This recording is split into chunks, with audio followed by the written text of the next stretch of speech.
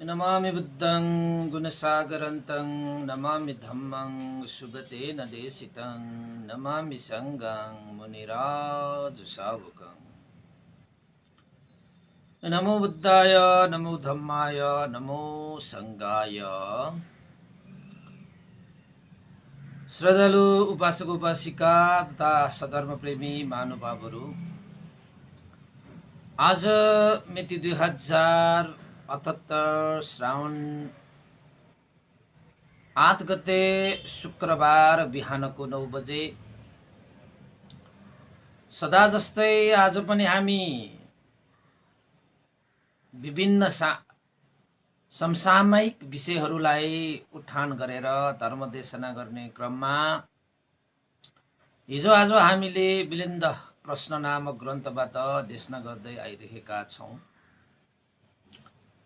र त्यही क्रममा आज पनि फेसबुक लाइभ धर्मदेशना सुन्नको निमित्त देश विदेशबाट फेसबुकमा जोडिरहनु हुने सम्पूर्ण श्रद्धावन्त उपासक उपासिका तथा सधर्म प्रेमी महानुभावहरूलाई म भिक्षु विमलो श्री सिद्धिमंगल बुद्ध विहार सिद्धिपुर साना गाउँ थसी महालक्ष्मी नगरपालिका वडा नम्बर 6 बुद्ध मार्गबाट सबैलाई मैत्रीपूर्ण न्यानो स्वागत टक्राउन चाहन्छु। त उपासक उपासिका तथा सधर्म प्रेमी महानुभावहरू, आज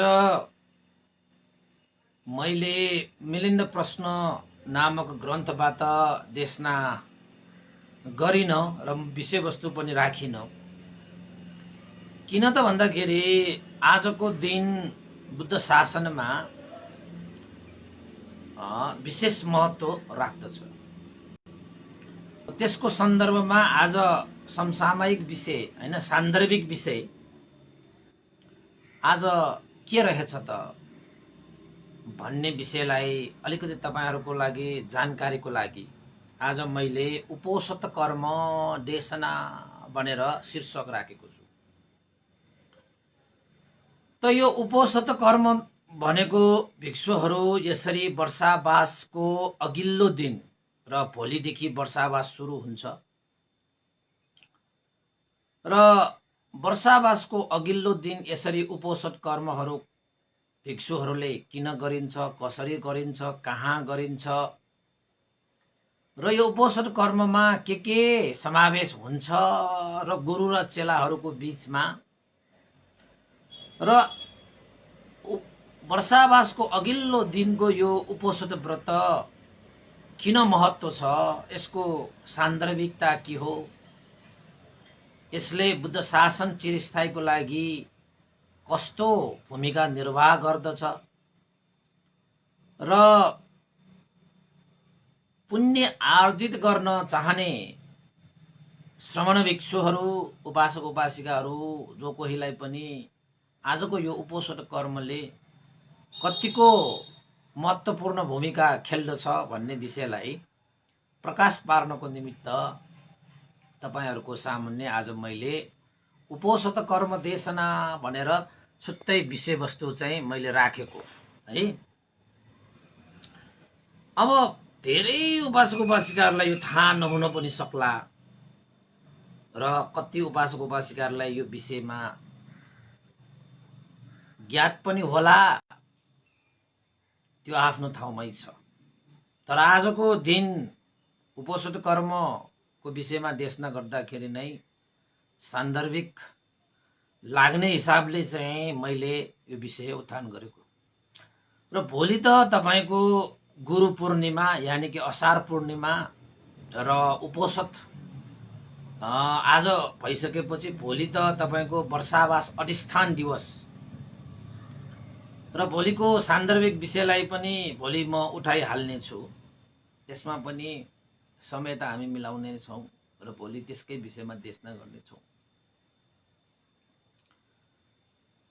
त उपासक उपासिकाहरू, भिक्षु श्रमण जीवनमा यो उपोषित विषयलाई तपाईहरुलाई अलिकति जानकारी गराउन चाहे।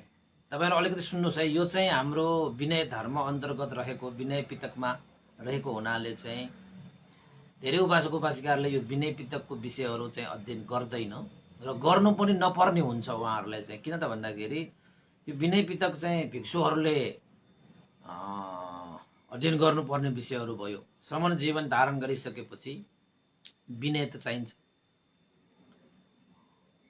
र भगवान बुद्धले विनयो नाम शासनस्स आयो, विनय नियम धर्महरू भनेको बुद्ध शासनको प्राण हो, आयो हो भनेर भगवान बुद्धले नै भन्नुभएको छ। त तपाईहरुलाई अब यो विनय धर्ममा रहेको हैन यो विषयलाई चाहिँ अलिकति तपाईहरुले चाहिँ अब विस्तारै तपाईहरुलाई चाहिँ म देशना गर्दै जान्छु है त। उपासक उपासिकाहरू वर्षै पछि भिक्षुहरू 3 महिनाको वर्षावास भनेर वर्षावास बस्ने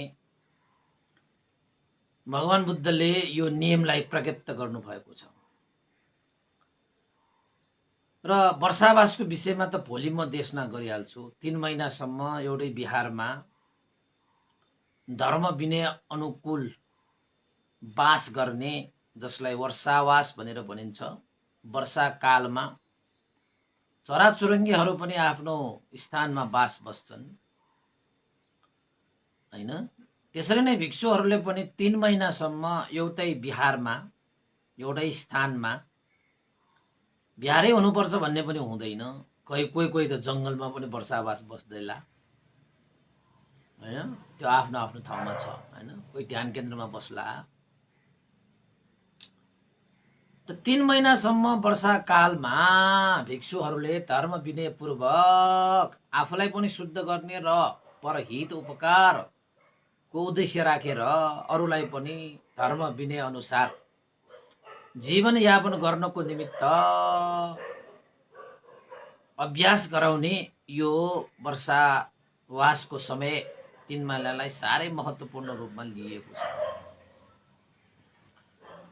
अब आज चाहिँ वर्षावास त भोलिदेखि सुरु हुन्छ, तर भिक्षुहरूले जो उपसम्पन्न भइसकेका छन्, उपसम्पन्न भनेको चाहिँ उपसम्पदा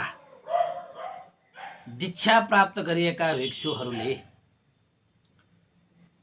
3 महिनासम्म वर्षावास बस्ने, वर्षावास अधिष्ठान गर्ने अधिकार प्राप्त हुन्छ।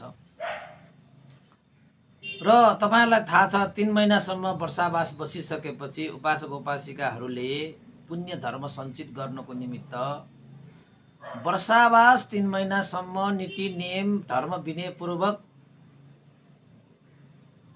वर्षावास सम्पन्न गरेका भिक्षुहरूको विहारमा स्थानमा महाकुशल मध्ये सबभन्दा श्रेष्ठतम कुशल कठिन दान, कठिन चीवर दान आह्वान गरेर संघहरूको निमन्त्रणामा कठिन चीवर दान पनि सम्पादन गर्न सकिन्छ। र त्यस्तो महान कुशल सम्पन्न गर्नको निमित्त वर्षावास 3 महिना बस्नु पर्छ। र त्यो वर्षावास बस्नु अगाडि एक दिन अगाडि, आजको दिनमा, भोलिदेखि वर्षावास सुरु हुन्छ हैन, आजको दिनमा वर्षावास अधिष्ठान गर्ने भिक्षुले उपोषत कर्म गर्नुपर्छ। र आजको उपोषतलाई चाहिँ 15सी उपोषत 15 दिनमा र 14 दिनमा एकचोटि उपोषत कर्म गर्नुपर्छ भिक्षुहरूमा। त्यसैले 14सी र 15सी भनेर दुईटा उपोषतहरू हुन्छन्। 14 दिनमा गर्ने र 15 दिनमा गर्ने हैन, एकपल्ट गर्ने त्यस्तो उपोषत कर्महरू गर्छन्। र आजको उपोषत भनेको वर्षावास बस्नुको अगाडिको यो दिनको उपोषत गरिसकेपछि मात्रै ती भिक्षुहरूले भोलिको दिनमा वर्षावास अधिष्ठान गर्न पाउँछ, मिल्छ। अब उपोषतै नगर्ने, उपोषतै भएन हैन भने उनीहरूले अधिष्ठान गर्न भएन। अधिष्ठान त चाहियो, अधिष्ठान गर्नुको धर्म नीति नियम अनुसार गरिने कर्महरू भयो। अब तपाईहरुलाई यो उपोषण भनेको कस्तो होला जस्तो पनि लाग्न सक्छ। अब भिक्षुहरूले चाहिँ वर्षावास सुरु हुनु अगाडि वर्षावासलाई पूर्ण रूपमा सफलता प्राप्त गर्नको निमित्त भिक्षुहरू सीमागृह भन्ने स्थानमा जम्मा भएर है। सीमागृह भनेको चाहिँ कस्तो हुन्छ त भन्दाखेरि सबै ठाउँमा बिहार भए पनि सीमागृह भनेको हुँदैन। जस्तै यस्तो सीमागृहहरू भनेको हाम्रो अब बिहार हैन, हाम्रो मूल बिहार विश्व शान्ति बिहार, आनन्दकुटी, सुमङ्गल बिहार हैन, त्यस्तै गरी तपाईको अन्य स्थानहरूमा पनि त्यस्ता उपोषितगारहरू हुन्छन् हैन। जस्तै शङ्खमूल ध्यान केन्द्रमा पनि छ, बनेपामा बोरीचर्या बिहारमा पनि त्यस्तो उपोषित गार भनेर उपोषित गृह हैन, उपोषित गार भनेर चाहिँ त्यहाँ भिक्षुहरूले जहाँ भिक्षु जीवन धारण गर्नको निमित्त उपसम्पदा दीक्षा प्रदान गर्नको निमित्त संघद्वारा शुद्ध गरिएको स्थानलाई सीमागृहहरू भनेर भनिन्छ। यो ठाउँदेखि यो ठाउँसम्म, यो पूर्वदेखि पश्चिम, उत्तरदेखि दक्षिणसम्म यसरी चाहिँ यो स्थान चाहिँ सीमागृह हो। भिक्षु जीवन धारण गर्नको निमित्त हैन, उपसम्पदा दीक्षा प्रदान गर्नको निमित्त यहाँदेखि यहाँसम्मको यो सीमाङ्कन गरिएर एउटा चाहिँ शुद्ध कर्म गर्नको निमित्त छुट्याइएको स्थान जसलाई सीमागृह भनेर भनिन्छ। अब उपोषण कर्म भनेको चाहिँ जता मन लाग्यो त्यतै गरेर मिल्दैन। उपोषण कर्म गर्नको निमित्त त्यसरी भिक्षु संघले नै पवित्र स्थानको रूपमा सीमाङ्कन गरेर राखिएको त्यो स्थानमा गएर नै उपोषण कर्म गर्नुपर्छ। अब यो हाम्रो पनि बिहार छ, कसैको धेरै बिहारहरू होलान्, त्यो हरेक बिहारमा यो उपोषण कर्म भिक्षु संघको उपोषण कर्म गर्न मिल्ने त्यस्तो स्थानहरू सबै बिहारमा हुँदैन।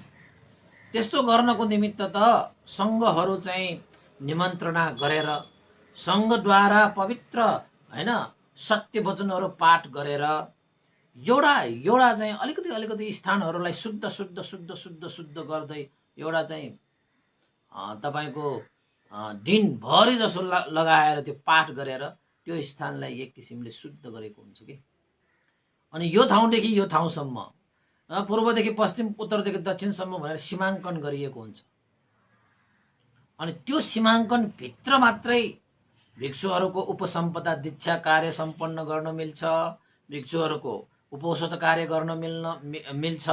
जस्तै तपाईहरुको धर्मदेशना जस्तो जहाँ पायो त्यही हैन, जहाँ पायो त्यही भनेर जताततै धर्मदेशनाहरू गर्न मिल्छ, तपाईको हरेक कार्यहरू गर्न मिल्छ। अब त्यसरी नै उपोषण कर्म र उपसम्पदा दीक्षा भनेको जताततै तपाईले गर्न पाउँदैन र त्यो मिल्दैन पनि, त्यो धर्म विनय अनुसार त्यो मिल्दैन हैन। त्यसरी शासनिक कार्य गर्नको निमित्त, शासनिक कार्य भनेपछि अरु धेरै कार्यहरू पनि पर्छन्, तर शासनिक कार्यमा चाहिँ जस्तै बुद्ध शासनमा भिक्षु हुन आए भने ती भिक्षुहरूलाई सीमागृहमा उपसम्पदा दीक्षा प्रदान गरिन्छ। अब हुन त तपाईको कहिलेकाहीँ त्यस्तै आवश्यकता परेको खण्डमा तपाईको खोलामा गएर पनि गर्न सकिन्छ हैन। विभिन्न त्यस्तो उपोषणागार चाहिँ एकैछिनको लागि मानेर भए पनि त्यो गर्न सकिने त्यस्ता नियमहरू पनि छुट्टै त छन्। तर सदा सर्वदा चाहिँ त्यो उपोषण गर्नको निमित्त, भिक्षु उपसम्पदा दीक्षा प्रदान गर्नको निमित्त भनेर छुट्टै भिक्षुहरूले एउटा सीमाङ्कन गरेर बनाइएको एउटा चाहिँ स्थानलाई सीमागृह भनेर भनिन्छ। अब सामान्य भनेको चाहिँ अनागारिका भनेको चाहिँ जुनसुकै स्थानमा पनि बनाउन सकिन्छ। तपाईले चाहिँ सामनेरहरू बिहारमा पनि बनाउन मिल्छ हैन। अनागारिका गुरुमाहरू हुन्छन् त, उहाँहरूलाई पनि जता पनि गर्न मिल्छ। जुन बिहारमा पनि अनागारिका बनाइन्छ, जुन बिहारमा पनि सामनेरहरू बनाइन्छ। तर तपाईलाई याद गर्नु भएको छ, भिक्षु बन्ने हो भने, भिक्षु दीक्षा लिने हो भने, उपसम्पदा दीक्षा लिने हो भने सीमागृह नै चाहिन्छ। सीमागृह बिना तपाईँ भिक्षु हुनै सक्नुहुन्न हैन। अब कहीँ कतै तपाईँको चाहिँ खोला किनारामा पनि एकैछिनको लागि सङ्घद्वारा त्यो सङ्घ कार्य गर्नको निमित्त सीमाङ्कन गरेर हैन, यहाँ यस्तो यस्तो उस्तो पूर्व पश्चिम यताउता पानीले घेरिएको ठाउँ एकैछिनको लागि त्यो सीमागृह बनाउन सकिएला। तर स्थिर रूपमा सदाको लागि सीमागृह भनेको चाहिँ सङ्घद्वारा दिनभरि पाठ गरेर त्यो ठाउँलाई नै पवित्र बनाएर पूर्व पश्चिम उत्तर दक्षिण सीमाङ्कन गरेर राखिएको हुन्छ कि यो ठाउँ चाहिँ उपोषणगार हो है भनेर छुट्याइएको। अनि त्यही उपोषणगारमा मात्रै भिक्षु उपसम्पदा दीक्षा प्रदान गरिन्छ, अन्य ठाउँमा गर्न मिल्दैन। जसरी तपाईँको सामनेरहरू, हामी पनि त बिहारमा सामनेरहरू त वर्षको एकपल्ट हामी सामनेर प्रवज्या शिविर गर्छौँ हैन। त्यहाँ चाहिँ भिक्षु सामनेर आयो भने त्यही उसलाई चाहिँ सामनेर गर्न मिल्छ हैन। तपाईँले पनि आफ्नो छोराहरूलाई सामनेर त कता कता बनायो होला, कसैले हैन, तपाईँको आफन्तहरू बनायो होलान्। तर भिक्षु बन्नको निमित्त चाहिँ उपोषतागार चाहिन्छ। उपोषतागार भनेको सीमागृह, उपोषतागार भनेको पनि त्यही हो, सीमागृह पनि त्यही हो। सीमागृहमा नै उपोषण गर्ने भएकोले उपोषतागार भन्न पनि भनिन्छ हैन। त्यसैले भिक्षुहरू पनि उपोषतागारमै बनाइन्छ, सीमागृहमा बनाइन्छ, त्यस्तो एउटा सीमागृह हुन्छ। र आजको दिन भोलि अधिष्ठान वर्षावासको अधिष्ठान गर्ने भिक्षुहरूले आज चाहिँ त्यस्तो उपोषतागार भएको बिहारमा गएर जतासुकै बिहारमा बसेको होस्, ती बिहारमा बसेका भिक्षुहरू अरू बेलामा त्यो उपोषतागार भएको बिहारमा नआए पनि नगए पनि आजको दिनमा चाहिँ ती सम्पूर्ण भिक्षुहरू उपोषतागार सीमागृह भएको बिहारमा जानै पर्छ, जान्छन् पनि। र सबै भिक्षु मेरो आफ्नो नजिक हैन कुन बिहारमा अब सीमागृह छ त्यही बिहारमा गएर उपोषण गर्ने गर्छ। अब हाम्रो हैन विश्व शान्ति बिहार बानेश्वरमा हाम्रो मूल बिहार त्यही हो। अब म पनि प्रवचित भएको पनि विश्व शान्ति बिहारमै हो। मेरो गुरु पनि श्रद्धेय गुरुवर ज्ञान पूर्णिक महास्तवीर हिजो मात्रै अब तिथि अनुसार चाहिँ 1 वर्ष पुण्य स्मृति हो। र विश्व शान्ति बिहारमा उपोषतागार यानि कि सीमागृह भनेर त्यहाँ छ, बनाएको छ। त्यो बिहारमा चाहिँ तपाईहरुले चाहिँ सामनेरहरू मात्र होइन, भिक्षु बन्ने कोही त्यस्ता व्यक्तिहरू भयो भने पनि त्यहाँ त्यो बिहारमा चाहिँ भिक्षु पनि उपसम्पदा दीक्षा पनि प्रदान गर्न मिल्छ त्यो बिहारमा। तर सबै बिहारमा त्यसरी उपसम्पन्न दीक्षा प्राप्त गर्न मिल्दैन। किन? सबै बिहारमा सीमागृह वा उपोषतागार हुँदैन। अब हाम्रो सिद्धि मङ्गल बुद्ध बिहारमा पनि तपाईले चाहिँ सामनेर त बनाउन मिल्छ, तर यही बिहारमा म चाहिँ भिक्षु पनि यही बनाउने भन्नुभयो भने भिक्षु बनाउनको निमित्त त्यस्तो चाहिँ सीमागृह चाहिँ छैन। धेरै बिहारमा हुँदैन, सबै बिहारमा हुँदैन। नेपालमा कति बिहारहरू छन्, जम्मा अब 5-10 वटा बिहारहरूमा त्यस्तो उपोषतागार हुन्छ हैन। अनि तपाईलाई भिक्षु बन्ने नै हो भने अनि फेरि कहाँ जानु पर्यो त भन्दाखेरि जुन बिहारमा गए पनि हुन्छ, फेरि उपोषतागार भएको बिहारमा जानु पर्यो, सीमागृह भएको बिहारमा जानु पर्यो।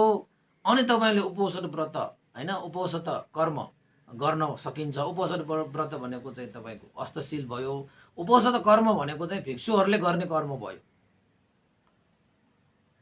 अब आज मात्रै हामीले बिहानै हैन पौने 7 बजे नै, पौने भनेको 7 बजे हाल्यो सबै। अब उपोषण कर्म भनेको के हो भन्ने कुरा अब तपाईलाई म बताइदिन्छु।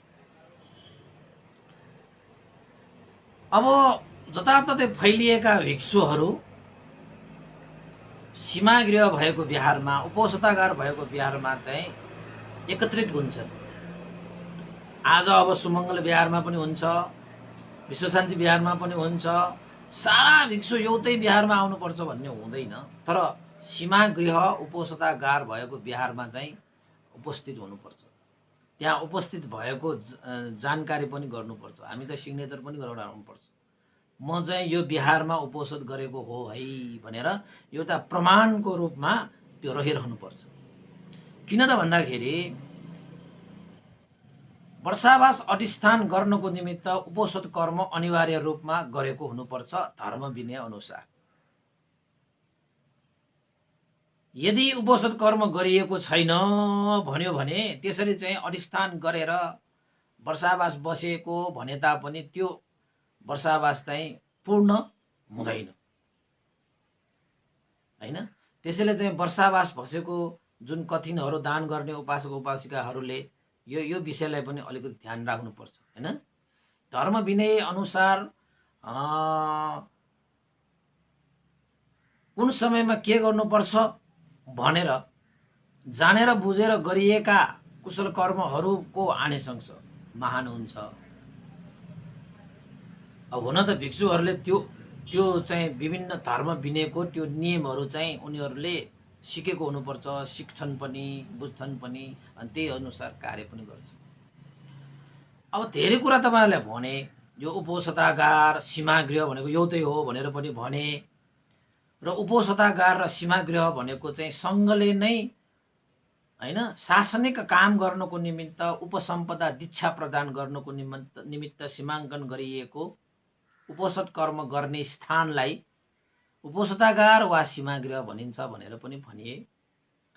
र वर्षावास बस्ने भिक्षुले आजको दिनमा उपोषण कर्म गर्नुपर्छ पनि भने, त्यसको लागि उपोषणगार सीमागृह भएको ठाउँमा पनि जानुपर्छ पनि भने। अब तपाईहरुलाई मैले के जानकारी गर्न खोजेको त भन्दाखेरि, भनेपछि भिक्षुहरूको आजको दिन त साह्रै महत्त्वपूर्ण रहेछ त भिक्षुहरूको लागि त, र सम्पूर्ण भिक्षुहरूले त्यो उपोषण कर्म गर्नै पर्ने अनिवार्य धर्म रहेछ त यो। भनेपछि यो उपोषण कर्म चाहिँ खास के हो, कसरी गरिन्छ भन्ने कुरा पनि तपाईहरुलाई म सुनाइदिन्छु। तपाईहरु भिक्षु नभए पनि तपाईलाई अब थाहा हुन्छ। उपासक उपासिकाहरूले थाहा नभएको यो धर्म विनयको कुराहरू धेरै छन्। उपासक उपासिकाहरू धेरै छन्।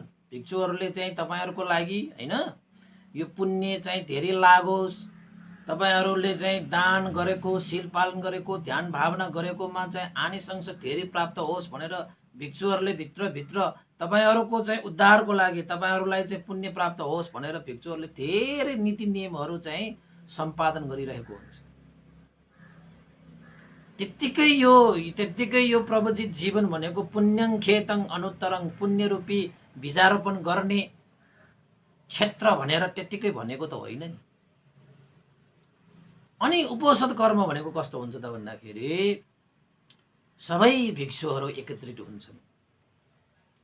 अब कुनै बिहारमा कतिजना, कुनै बिहारमा कतिजना हैन, सीमागृह र उपोषतागार भएको स्थानमा भिक्षुहरू आफूलाई सजिलो पाएक पर्ने ठाउँमा जान्छन्। अब हामी त विश्व शान्तिमै भएको कारणले जतिसुकै टाढा भए पनि, अब मलाई त सिद्धिपुरबाट त विश्व शान्ति त टाढा छन्, अनि नजिकै हाम्रो चाहिँ सुमङ्गल बिहार भए पनि त्यहाँ पनि गरिन्छ, धेरै भिक्षुहरू त्यहाँ पनि जम्मा भइन्छ। तर हामी चाहिँ अब गुरुको बिहारमै हैन, हामी अब जन्मिएको बिहारमै उपोषतागार भएकोले टाढा भए पनि त्यहीँ जान्छ हामी चाहिँ। अब ज्ञान पण्डित महासदेव भन्देका चेलाहरू सबै जम्मा हुन्छ, आज सबै जम्मा हुन्छ। अनि जम्मा भएर चाहिँ के गर्छ त, उपोषण कर्म भनेको के हो त भन्दाखेरि, भिक्षुहरू चाहिँ बीचमा भेट्ने बित्तिकै के गर्छ, अभिवादन गर्छ, वन्दना भन्ते भनेर चाहिँ वन्दना गर्छन्। तपाईहरुलाई यो चाहिँ तपाईहरुको जीवनमा पनि साह्रै महत्त्वपूर्ण विषय हो। अभिवादन गर्छन् के, सानाले ठुलोलाई आदर गर्ने र ठुलाले सानालाई आशीर्वाद दिने। भिक्षुहरूको बीचमा यो परम्परा भगवान बुद्धले प्रकट गर्नुभएको छ धर्म र विनयमा। जुनसुकै स्थानमा भेटेको होस्, एउटा चाहिँ कनिष्ठ भिक्षुले ज्येष्ठ भिक्षुलाई हात जोडेर शिर निहुर्याएर वन्दना भन्नुपर्छ।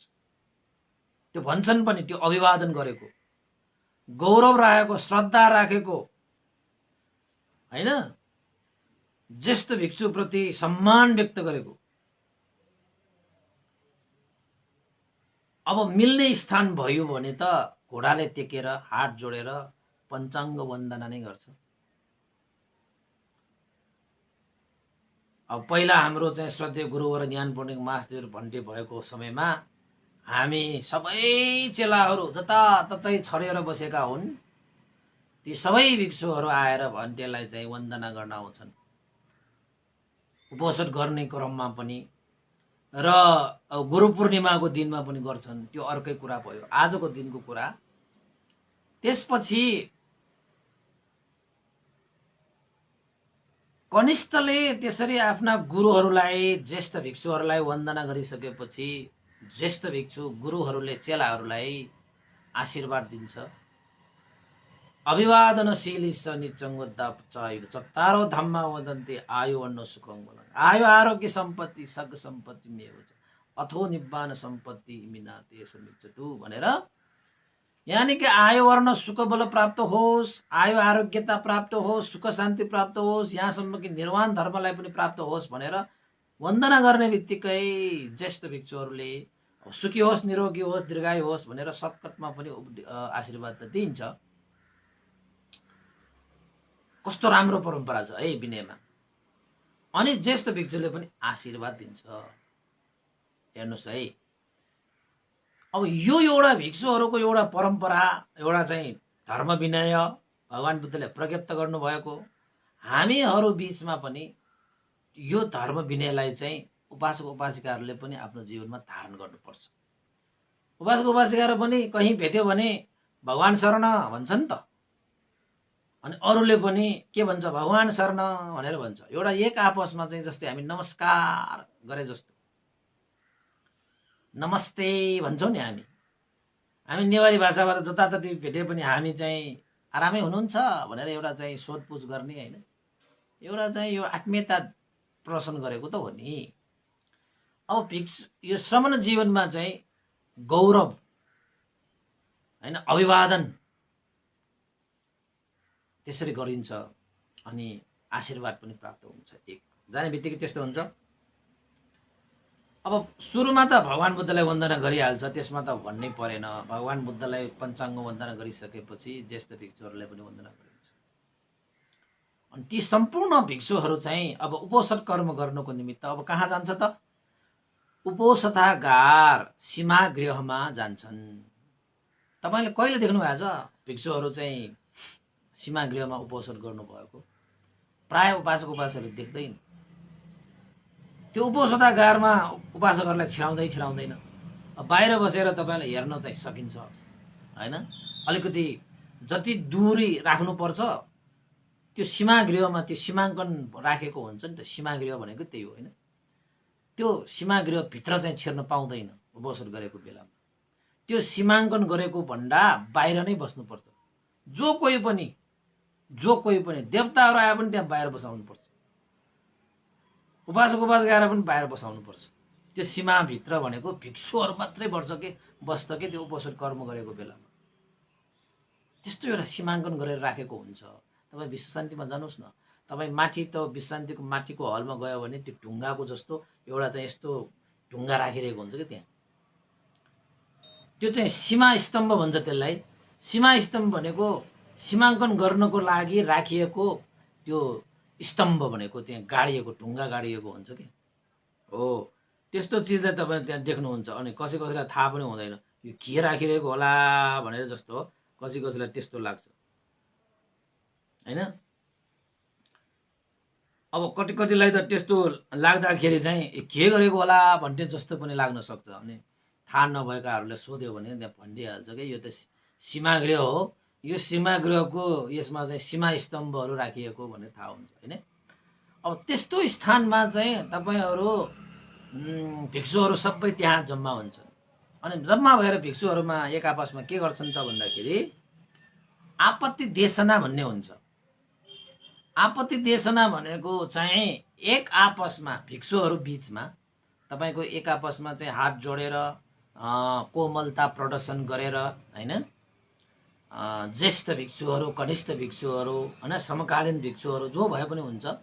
भिक्षु एक आपसमा चाहिँ हात जोडेर चाहिँ आपत्ति देशना मेरो शरीर वचन मनबाट जानी नजानी अनजान रूपमा केही त्यस्तो गल्ती भुलहरू भएको भए हैन, अब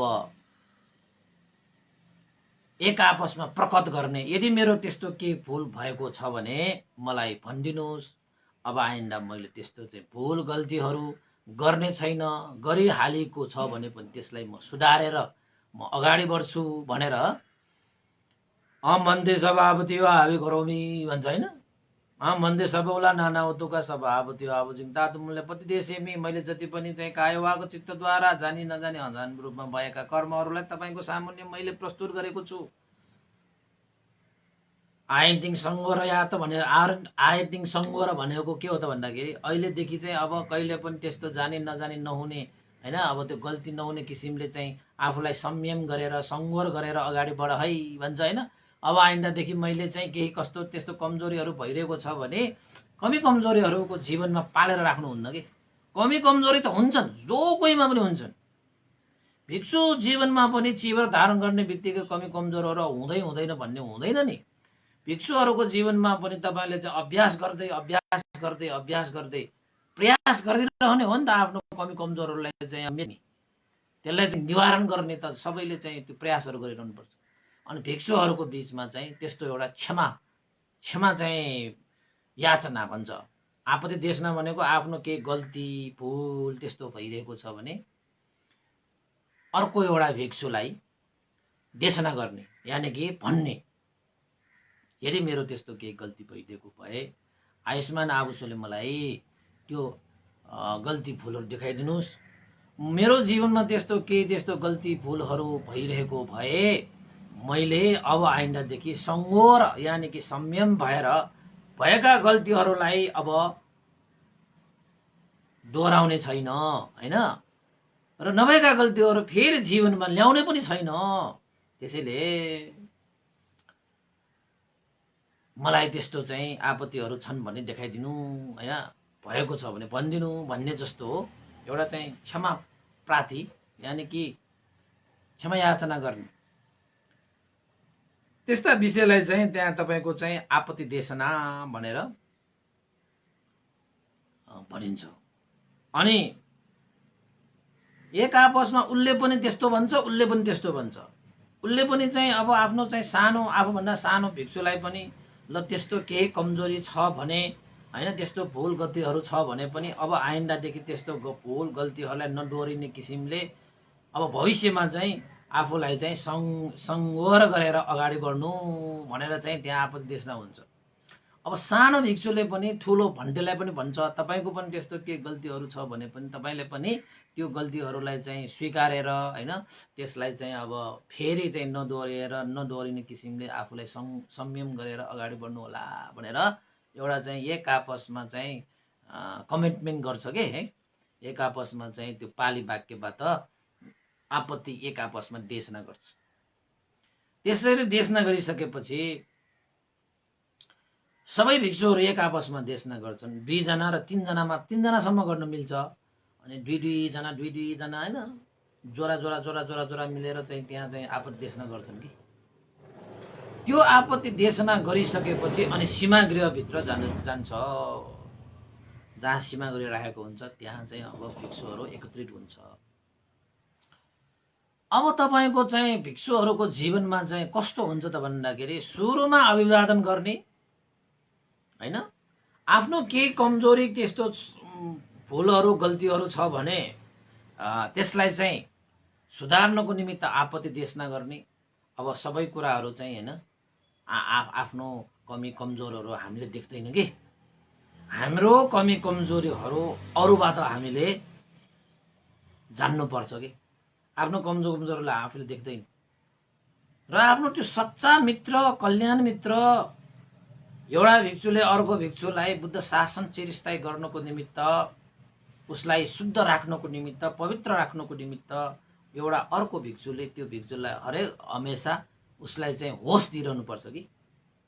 अनि त्यसरी होस दिने मान्छे भयो भने हामी अनजान रूपमा अज्ञानी हैन, नजानिकन नबुझिकन केही त्यस्तो अपराधहरू हुन गए हाले तापनि त्यो अपराधलाई अब नदोहोरिने किसिमले फेरि सुधार गर्दै हैन त्यस्ता चाहिँ गल्तीहरूबाट संयम भएर अगाडि बढ्ने एउटा अवसर पाउँछ कि। त्यसैले तपाईको जीवनमा पनि तपाईको कमी कमजोरलाई औँल्याइदिने मान्छे भयो भने तपाई भाग्यमानी, तपाई भाग्यमानी। त्यसैले कोही मान्छेहरू बच्चाहरू अब संस्कार भएकाहरूलाई त नभनौ, त आमा बुवाले चाहिँ अलिकति क्योरिङ नगरेका, हेरचाह नगरेका बालबच्चाहरू र आमा बुवाले धेरै हेरचाह गरेर पालन पोषण गरेका बालबच्चाहरूको संस्कारै बेग्लै हुन्छ, तपाईले देख्नु भएको छ। त्यसैले हाम्रो जीवनमा हामीलाई होस दिने मान्छे चाहिन्छ। किन त भन्दाखेरि हामी पनि पूर्ण रूपमा होसै मात्र भएको व्यक्ति हुँदैन, कहिलेकाहीँ हामी पनि बेहोस हुन सक्छ। त्यो समयमा चाहिँ एकजनाले होस दिने मान्छे भयो भने हामीले आफ्नो कमी कमजोरीहरूलाई सुधार्न सकिन्छ, कमी कमजोरीहरूबाट हामी बच्न सकिन्छ हैन। त्यसैले तपाईको जीवनमा पनि त्यस्तो होस दिने मान्छे छ भने तपाई भाग्यमानी। त हामी मान्छेहरू अज्ञानीहरू कस्तो भन्छ त भन्दाखेरि होस दिने मान्छेहरूलाई चाहिँ मन पराउँदैन के। कति मलाई चाहिँ त्यो टोक्न आएको होला, के मात्र भनेको यो गर भन्छ, यो नगर भन्छ, यस्तो भन्छ, उस्तो भन्छ, जहिले पनि मलाई चाहिँ टोकिरहेको हुन्छ के। टोकिरहेको भनेको कुराले यो त्यो भनिरहेको हुन्छ, यो गर त्यो नगर। त्यस्तो मान्छे तपाईको जीवनमा छ कि छैन? छ भने चाहिँ तपाई भाग्यमानी। अब हामीलाई चाहिँ अब पहिला कसले भन्थ्यो, जस्तै हाम्रो जीवनमा त्यस्तो भनिरहने हैन, हामीलाई होस दिइरहने, हामीलाई सजग बनाइरहने हाम्रो गुरु हुनुहुन्थ्यो, श्रद्धेय गुरुवर ज्ञान पुण्य महादेव भन्थे। हामी भन्थे कहाँ जाँदाखेरि जहिले पनि होस दिनुहुन्थ्यो। हामीले शासनिक काम गरेर आयो भने भन्तेले हामीलाई आशीर्वाद दिनुहुन्छ, कति खुसी भएर स्याबास। हामी नेपाली भाषाबाट भन्छौँ नि स्याबास।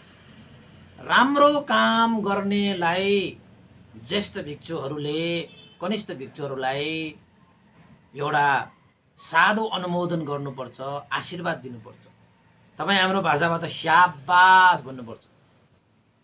तपाईको पनि छोराछोरीले के राम्रो काम गर्यो भने जसरी तपाईले छोराछोरीले नराम्रो काम गर्दाखेरि तपाईले टोक्छ नि, गाली गर्छ नि, उसलाई होस दिन्छ नि हैन, उसलाई संवर गर्न संयम गर्नको निमित्त तपाईले यो गर त्यो नगर भन्छ नि। हो त्यसरी नै तपाईको छोराछोरीहरूले पनि के राम्रो काम सृजनामूलक काम गर्यो भने तपाईले त्यतिकै तार दिनुहुन्न। तपाईले आफ्नो छोराछोरीलाई स्याबास भनेर उसलाई हौसला दिनुपर्छ। बुद्ध शासनको शिक्षा हो यो। राम्रो काम गर्ने मान्छेलाई हामीले हौसला दिनुपर्छ, स्याबास दिनुपर्छ, अगाडि बढ्नको निमित्त उसलाई चाहिँ प्रेरित गर्नुपर्छ। नराम्रो काम गर्ने मान्छेलाई हामीले होस दिनुपर्छ, उसलाई रोक्नुपर्छ, नराम्रा मार्गबाट उसलाई बचाउनुपर्छ। यो कार्य चाहिँ भिक्षुहरू बीचमा त्यो हुन्छ, त्यो हुनै पर्छ, त्यो गरिरहन्छ पनि। यदि एउटा त्यो सच्चा भिक्षु हो भने त्यसले यो गुण धर्मलाई अपनाउँछ, यो धर्म विनयमा पर्छ। त हामी पनि अब गुरु भन्टे कहाँ जानु हुँदाखेरि कहिलेकाहीँ हामीलाई यो यस्तो गरेको भएन है, यो गर्यो नगर है, यस्तो नगर, हामीलाई त कहिलेकाहीँ ठिकै लागिरहेको हुन्छ। तर हाम्रा गुरुहरूले चाहिँ त्यसको कमी कमजोरहरू थाहा पाइरहेको हुन्छ। किन त भन्दाखेरि उहाँहरू त ज्येष्ठ, उहाँहरूले त भुक्तभोगी, उहाँहरूले त यो समाजमा कति अनुभव गरेर हैन, उहाँहरू त पाकिसकेको व्यक्तिहरू हो नि। त्यसैले चाहिँ ज्येष्ठ भनेको विशेषतः हामीले के बुझ्नुपर्छ त भन्दाखेरि अनुभवी व्यक्ति भनेर बुझ्नुपर्छ कि। त्यही त भन्छ नि त, कुरा सुन्नु बुढाको, आगो ताप्नु मुढाको। किन बुढाहरूको कुरा सुन्नु भनेको? किन त भन्दाखेरि उनीहरू उमेरले पाको भइसकेको हुन्छ, पाकिसकेको हुन्छ कि। त्यसैले उनीहरूले जीवनको रस बुझिसकेको हुन्छ। अब हामी पाकेको छैन, अनि चाहिँ अनुभव पनि धेरै गर्न पाएको छैन, अनि चर्को के त्यसैले बुढाबुढीहरूको कुरा सुन्नुहोस् त, उनीहरूले आफ्नो जीवनमा भोगेका कुराहरू भन्छन्, त्यो गलतै हुँदैन। किन भन्दाखेरि अनुभव गरेका कुराहरू भनेको कहिले पनि गलत हुँदैन कि। त हामी पनि ज्ञानपण्डित भण्डे कहाँ जाँदाखेरि प्रोत्साहन गर्नुहुन्छ, कहिलेकाहीँ हामीलाई चाहिँ सचेत गर्नुहुन्छ, होस दिनुहुन्छ, यस्तो हो है, यस्तो हो। मलाई अहिलेसम्म पनि याद छ है, जुन बेला म चाहिँ यो इन्डोनेसियामा ध्यान शिविर राखेर आएको थिएँ 2 महिनाको, त भण्डेले मलाई, म ठ्याक्क फर्किहालेँ, सकेछ, भण्डेले मलाई फोन गर्नुभयो क्या, विमलो आराम छ होइन? आरामै छ भण्डे। खोइ त भेट्न आउँदैनौ, कति बिजी भएर बसेको भनेर फोन गरेर ल्यायो। भन्दै म आउँछु आउँछु, ल झट्टै आऊ भनेर फोन गएर भन्देलाई भेटेँ। भेटेर इन्डोनेसियाबाट ल्याएको के उपहारहरू पनि दिएँ। मलाई उपहारहरू भन्दा पनि इन्डोनेसियामा बस्दाखेरि कस्तो कस्तो शासनिक काम गर्यो त्यो मलाई सुन्न चाहेको। लौ सुनाएर ल्याऊ, लौ न सुनाऊ भनेर मजाले बस्नु भएको थियो। अनि मैले चाहिँ अब जे गरेँ त्यो सबै कुराहरू चाहिँ सुनाएँ। भन्थे त त्यो सोफामा बसेर सुनिरहनु भएको, यसो बसेर निराएको जस्तो लाग्यो कि। अनि मैले यसो हेरेको त भन्दै निराएको जस्तो त के कुरा भन्ने भन्थे। त्यस्तो निराएर चाहिँ अब निराएको मान्छेलाई मैले सुनाएर त बेकारै हुन्छ नि। तपाईँ त के हो, आँखासँग चिम्म गरेर निराउनु पो भयो त। निराएको मान्छे पनि तपाईँ त निन्द्रा पुगेन कि तपाईँलाई, कि आराम गर्नुहुन्छ भन्टे भनेको? कहाँ निराएको हो र? सुनाउ न तिमी के गरेर आयो। म यहाँ सुनिरहेको के तिम्रो कुरा, के गरेर आयो, के भयो भन्ने कुरा चाहिँ म यहाँ मजाले सुनिरहेको पो त। आँखा चिम्लिँदैमा निराएको हुन्छ भनेर ल्याऊ भन्यो के। अनि त्यसपछि त भन्देले त मजाले है आँखा चिम्लेर तपाईँले चाहिँ मजाले सुन्ने रहेछ कि भन्देले। कति खुसी भयो। त्यसपछि चाहिँ सबै ल सक्यो भन्दै यति हो। ओहो धेरै काम गरेर आएको रहेछ बाबा, धेरै खुसी लाग्यो, धेरै खुसी लाग्यो। ल शासनिक कामहरू गर्न सकिस् भनेर आशीर्वाद दिनुभयो। त्यसरी प्रोत्साहन गर्नुहुन्थ्यो कि भन्थ्यो। त्यसैले चाहिँ भिक्षुहरूको बिचमा त्यो सीमागृहमा जाँदाखेरि पनि एक आपसमा कमी कमजोरहरू आदान प्रदान गरेर एकले अर्कालाई चाहिँ होस दिने काम गर्छ कि। यो साह्रै राम्रो, साह्रै राम्रो। यो तपाईँहरूको जीवनमा पनि त्यसो हुनुपर्छ, परिवार बिचमा कि। हामी त के गर्छौँ त भन्दाखेरि कमी कमजोरीहरूलाई औँल्याइदिने मात्र गर्छ कि, समाधान गर्नु त्यो उपाय दिँदैन कि। मान्छेहरू चाहिँ खालि अर्काको चाहिँ दोष मात्र देखाउन सक्छ। ल त मैले यो दोष गरेँ, अब मैले कसरी यसलाई सुधार्नु पर्यो त भन्यो भने उनलाई पनि आउँदैन होइन। मान्छेहरूको जात के हो त भन्दाखेरि कसैले कोही मान्छे सुध्रियोस् भनेर चाहँदैन कि। अनि बिग्रिएको देखियो भने उसलाई बिग्रिएकोमा चाहिँ औँला मात्र ठहराउने काम गर्न जान्छ कि। त्यस्तो त थुप्रै चाहिन्छ। त्यस्तो मान्छेहरू त संसारमा कमी छ र भने। तपाईँलाई चाहिँ कमी कमजोरीमा तपाईँलाई औँला उठाइदिने, तपाईँको कमी कमजोरीमा टेकेर तपाईँलाई चाहिँ खुट्टा तान्ने, तपाईँको कमी कमजोरीलाई भेट्टाएर उसले तपाईँकोलाई चाहिँ खसाल दिने मान्छेको यो संसारमा कमी हुन्छ।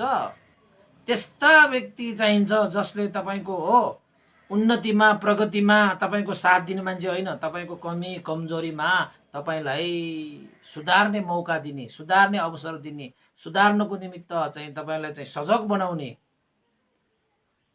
कमी कमजोरीहरूलाई चाहिँ हटाउनको निमित्त उपाय दिने मान्छेको तपाईँलाई खाँचो छ। तपाईँको उन्नति प्रगति होइन, तपाईँको चाहिँ उसमा चाहिँ साथ दिने मान्छेहरू त यो संसारमा कमी कमजोरी छ र छनै छैन। अनि तपाईँलाई चाहिँ कमी कमजोरीलाई टेकेर तपाईँले खुट्टा तान्ने मान्छेको पनि कमी छैन यो संसारमा। त्यसैले भिक्षुहरूको बिचमा चाहिँ कस्तो हुन्छ त भन्दाखेरि खुट्टा तान्ने भन्दा पनि एक आपसमा चाहिँ कमी कमजोरी भयो भने ल सुधार्नुहोस् है, त्यो पनि तपाईँले पनि सुधार्नुहोस्, मेरो कमजोरी छ भने मलाई पनि भन्नुहोस्, म पनि सुध्रिनु पर्यो। किन त भन्दाखेरि संसारमा परिपूर्ण भएको व्यक्ति भनेको एकैजना मात्र छ जसलाई हामी सम्यक सम्बुद्ध तथागत भगवान शास्ता भन्छौँ। उहाँ भगवान शास्ता मात्रै यो संसारमा पूर्ण व्यक्ति हो। हामी त अझै अपूर्ण छौँ, पूर्णताको मार्गमा हामी हिँडिरहेका छौँ। त्यसैले गल्ती कमी कमजोरी हुँदै नहुने व्यक्ति भनेको यो संसारमा तथागत भगवान शास्ता एकजना मात्रै हुनुहुन्छ। हामी भनेको गल्ती कमजोरीहरूबाट सिक्दै लड्दै पर्दै हैन अगाडि बढ्ने हो। त कोही कोही मान्छेहरू एउटा सानो गल्ती भइहाल्यो भने मानौ उसले ठुलै अपराध गरेको जस्तो उसलाई चाहिँ नाना थरीका भन्छन्, जबकि त्यो भन्ने मान्छे पनि त्यति पूर्ण मान्छे होइन कि फेरि। त्यसैले अरूलाई भन्नको निमित्त पहिला आफूलाई हेर्न सिक्नु पर्यो। कति मान्छे हुन्छ नि त तपाईँको, कति मान्छे हुन्छ नि त तपाईँको। ल तपाईँहरू पट्याउनु हुनुहोला, देशना गरेर त मलाई कतिले कस्तो कस्तो भनिसक्यो, मलाई भनेर के हुन्छ र। कति मान्छेलाई त देशना त रोके पनि हुन्छ, कति देशना गरिरहेको होला काम न काज रे। ल अब त्यस्तोसम्म मैले सुनेको। लो भिक्षुहरूको काम के हो, ल मलाई सिकाऊ त बाबु। भिक्षुहरूको काम के हो? कोडालो समाएर त्यहाँ खेतमा काम गर्न जाने भिक्षुहरूको काम? काम पनि छैन, ऊ पनि छैन, खालि देश नगरेको छ, यता पनि आउँदैन उता पनि आउँदैन रे। ल अब कहाँ आउनुपर्छ यस्तो कोरोनाको समयमा? भिक्षुहरूको काम? म त जता पनि पुगेको छु, कोठामा बसेर भए पनि फेसबुकबाट जता पनि पुगेको पो छु त म भनेर यसो उसो काम गरेर आउँछु होइन। भनेको मतलब धेरै मान्छेहरूले राम्रो काम गर्ने मान्छेलाई राम्रो गर्यो भनेर भन्दैन कतिले त। कहिले उसले नराम्रो काम गर्ला, एउटा सानो राम्रो काम गर्यो भने चाहिँ उसले माइकै फुकेर चाहिँ संसारभरि फैलाउँछ। फल्नाले यस्तो गल्ती गर्यो, त्यस्ता गल्ती गर्यो भनेर तपाईँले एउटा सानो मात्र के कमी कमजोर भयो भने त्यो कमी कमजोरलाई समातेर तपाईँले चाहिँ कुनाम फैलाउँछ। तर तपाईँको सुनाम फैलिने काम होइन, तपाईँले चाहिँ पहाड जत्रो सुनाम फैलिने काम गरे तापनि अरूले थाहा पाएर उसको नाम चम्किएला, अरूले उसलाई आदर गरिदिएला, उसलाई चाहिँ गौरव राख्ला, उसलाई लाभ होला भनेर भन्दैन, चुइक्क पनि भन्दैन। अझ राम्रो काम गर्नलाई त हौसला दिनुपर्छ नि, प्रेरणा दिनुपर्छ नि, दिँदैन। ऊ अगाडि गएको हेर्न नसकेर एक्लै दाहा भएर बसिरहेका पनि हुन्छ मान्छेहरू। त्यस्ता मान्छे धेरै हुन्छन् नि उपासको भएर, थाहा छ है तपाईँलाई। यसो यसो कुरा गऱ्यो भने त मलाई कविता लेख्न आउँछ फेरि, किन लेखौँ भनेर मात्रै। त भिक्षुहरूमा चाहिँ एक आपसमा कमी कमजोरहरू आदान प्रदान गरेर सुधार्दै अगाडि बढ्ने एउटा चाहिँ नीति नियमहरू नै हुन्छ। र आजको दिनमा उपसद गर्दाखेरि एक आपसमा त्यसरी आपत्ति देशना भन्छ त्यसलाई धर्मको भाषाबाट। आफ्नो कमी कमजोरहरू छैन, छ भने मलाई भन्नुहोस्, म सुधार्छु, तपाईँको पनि त्यस्तै गर्नुहोस् होइन। दुवैजनाले एक आपसमा भन्छन्। अनि त्यसपछि उपोषदागारमा भिक्षुहरू भगवान बुद्धको प्रतिमा अगाडि होइन, भगवान बुद्धलाई चाहिँ धूप चढाएर, तपाईँको चाहिँ फुल चढाएर, बत्ती बालेर भगवान बुद्धलाई पञ्चाङ्ग वन्दना गरेर, सबै भिक्षुले पालैसित पञ्चाङ्ग वन्दना गरेर होइन, अनि ज्येष्ठताको क्रम अनुसार बस्छन्। ज्येष्ठ भिक्षु होइन सबभन्दा बीचमा बस्छन्, यता पनि भिक्षुहरू उता पनि भिक्षुहरू। त्यसपछि त्यहाँको हटप्पा भनेर दुई हटप्पा भनेको दुईटा हात पर यसरी चाहिँ मिलाएर बसेको हुनुपर्छ। दुईटा हातभन्दा पर बस्दैन, दुईटा हातको चाहिँ बीचमा मिलाएर अलिकति होइन चक्ति तारा राखेर, नजिक पनि होइन धेरै टाढा पनि होइन क्या भिक्षुहरू बस्ने भनेको होइन। त्यसैले चाहिँ भिक्षुहरू पनि ज्येष्ठताको क्रममा मजाले बसिसकेपछि अनि उपोषत त्यो कर्म गर्दाखेरि प्रातिमोक्ष देशना हुन्छ कि त्यहाँ।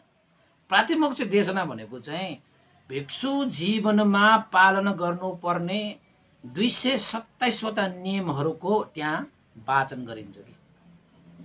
तपाईँहरूले कहिले पनि देख्नु भएको छैन होला सायद मेरो विचारमा। किन त भन्दाखेरि उपोषदागारमा गृहस्थीहरूलाई त्यो निमन्त्रणा गर्दैन पनि।